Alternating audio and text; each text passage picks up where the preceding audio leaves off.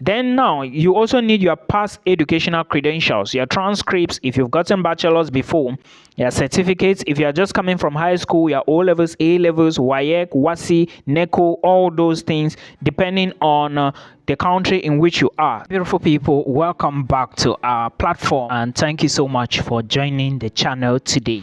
If this is your first time, please do not forget to subscribe below and support the movement, guys. Also remember, if you share this video, somebody is going to use and help him or herself. Now remember, on this YouTube channel, I always share my study abroad journey.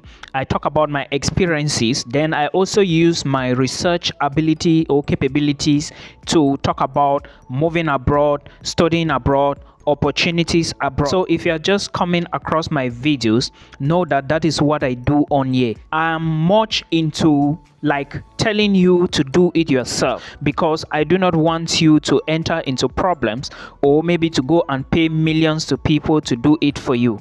If this is something you really like to be watching, please subscribe to our channel so that you can always get notification. Make sure you turn on the bell. When you subscribe, choose that one with the bell and turn it on. So today's video, we are going to talk about documents that you need if you want to move to Canada as an international student. Yeah, there are a couple of documents now all international students need to supply to the Canada government or IRCC if they really want to get a visa. Now, let me put this here clear before I continue with the video. If you want to study in Canada henceforth, please note that the days on IRCC, because if you go to IRCC, you will check and maybe you can see some days they will be saying for you to get visitor visa, you will have to wait for 200 days. For you to get study visa, you have to wait for 1 month and stuff like that. Note, please, those dates are not fixed. Okay, IRCC is battling with a lot. You can apply for visa today and get a response within 5 days. I know people who've gotten response within 2 weeks, and I know people who've gotten response within 1 month. I know people who've gotten after 4 months. I know people who've gotten after 1 year. So please, it all varies. Okay, so you just have to be patient. Just put in a strong application, then you pray that you get your results well. Now, going back to the documents or required documents or the paperwork that you need to submit on IRCC when you are applying for Canada study visa. Remember, you are applying for the study visa. You are not applying for the study permit. When you arrive Canada or the airport in Canada, that's when you are going to get what they call study permit. But for now, what you will use is a visa. The first document you need is a copy of your international passport.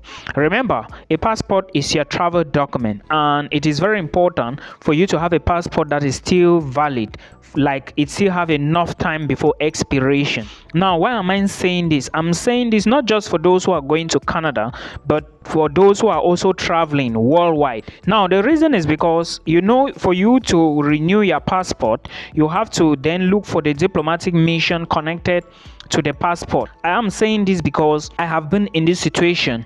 Okay, but I was lucky that my passport was very fresh. Those who were in that situation, they spend a lot of money. So what I'm trying to say is, you might move to Canada. Let's say you can go to Toronto, and before you know, your passport expires and you will need to go to Ottawa. Like, I think Nigerians and Ghanaians, they go to Ottawa to renew their passport. So to avoid all these things, and again, remember, it needs time, it needs cost. There is a lot of cost involved. You have to pay a plane to and fro. That is going to cost you about $500 or above. And time is going to be taken away from you. So if you got a new passport, for example, if you want to apply for your study permit and your passport is left 1 year, 1 month, and you are going for a 3.5 years program, it will be wise for you to get a new passport so that you don't go to Canada and start spending your money up and down, moving up and down, and probably you don't even know where you are going. You pay money for accommodation, you pay money for the passport again, then you pay money for flights. It's a lot. And again, remember, as soon as you finish, you need to apply for PGWP, post graduation work permit, to look for a job, and you will still need your passport or things like that. So if you go in and your passport expires very early, you will still need to do it. And I hope you understand now. Now, the next document you need to submit for your study visa application to Canada is your study plan. Remember, study plan and letter of explanation are almost the same. In this document, you need to explain if you are employed, if you are not employed, your financial situation, who is your sponsor, which school you are going to, why did you choose the school, why did you choose Canada and not the US, why the program and not another program, and a whole lot of stuff like that. So you need to explain all this in this particular study plan or letter of explanation. In another video, I'm going to talk about some details that you need to know, but for now, note that this is the information. Study plan, letter of explanation are almost the same things. The group of documents you are submitting, there is also another document called the leave letter. Remember, the leave letter is just a letter you are collecting from your employer to prove that you are on leave. You want to go on this time they call it a study leave. Leave letter is different when you are going on vacation. Study leave is when you are going for studies, but this basically is going to come from your company or your employer, and this will help facilitate your visa. Now remember, this is for those who are employed and who wants to leave the job. Sometimes you also need to add your employment contracts and possibly your pay slips to prove actually that you are working. The other document you need is your proof of funds, and your proof of funds is going to be your bank statement, your bank attestation. Now remember, on your statement you need to get the equivalence of the money you need to spend in Canada. I get people asking me this on Facebook all the time. Milton, how much do I need to move to Canada? Milton, how much do I need to move to Canada? Guys, if you are watching this video, you need 1 year of your tuition fee plus $20,635 plus the $5,000 for miscellaneous. Now this $20,635 is living cost money. $5,000 is for miscellaneous like flights, transportation, and everything, plus your 1 year of tuition fee. Now, how are you going to be asking Milton, how much do I need? How much do I need if you don't know how much, or if you don't know how much your tuition fee is for the program? You need to have checked your university to be sure of the school fees, then you know how much you need. That's why I always tell most of you who come to me, like, first of all, it's your 1 year of tuition plus $20,635 plus $5,000.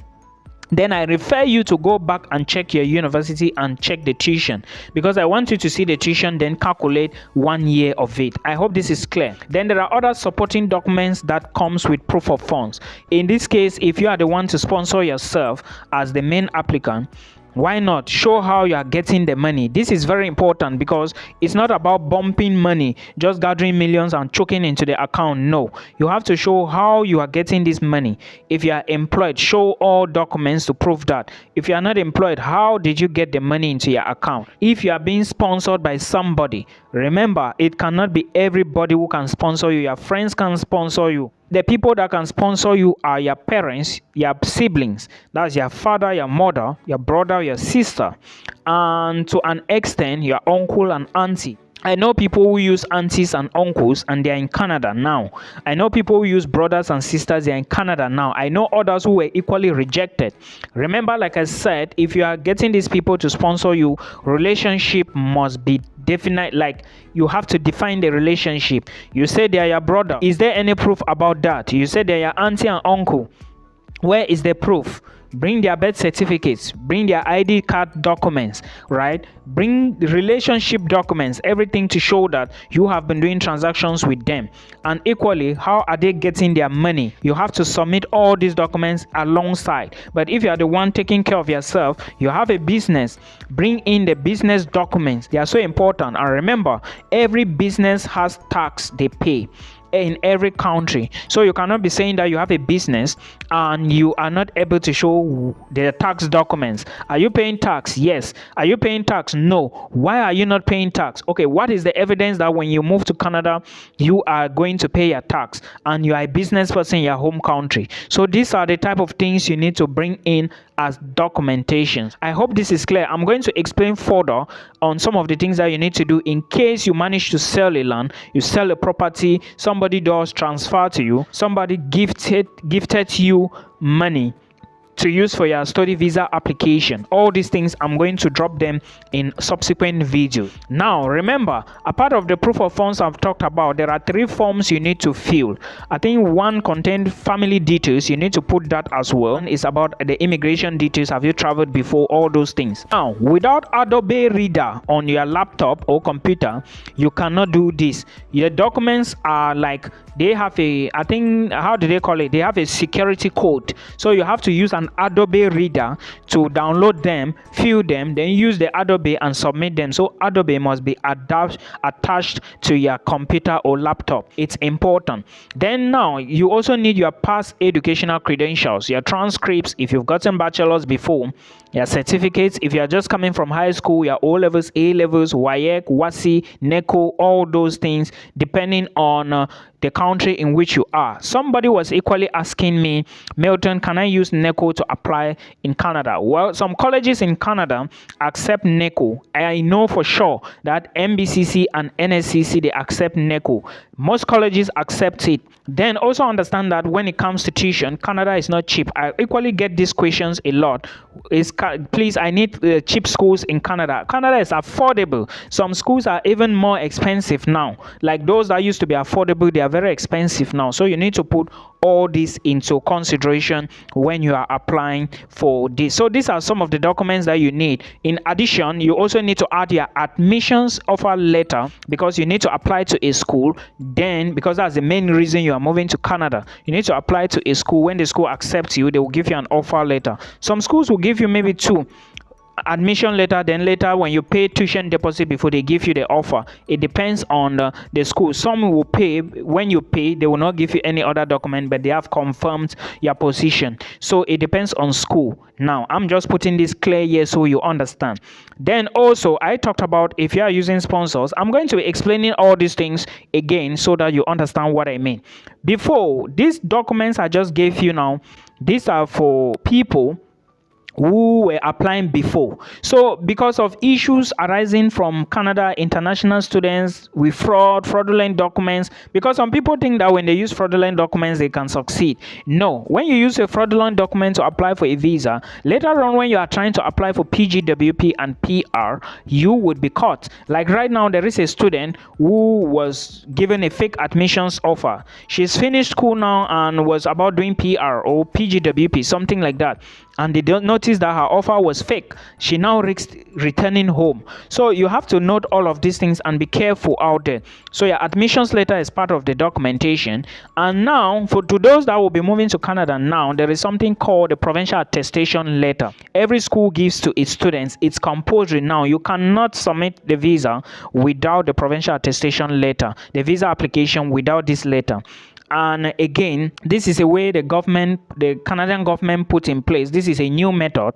They say they want to try to see if they can monitor every student and stuff like that and see how their immigration is. Well, it depends on them. But provincial attestation letter has been added to the documents that you need to apply for your visa to Canada. I will be explaining in other videos to tell you what you need to do and the things you need to do.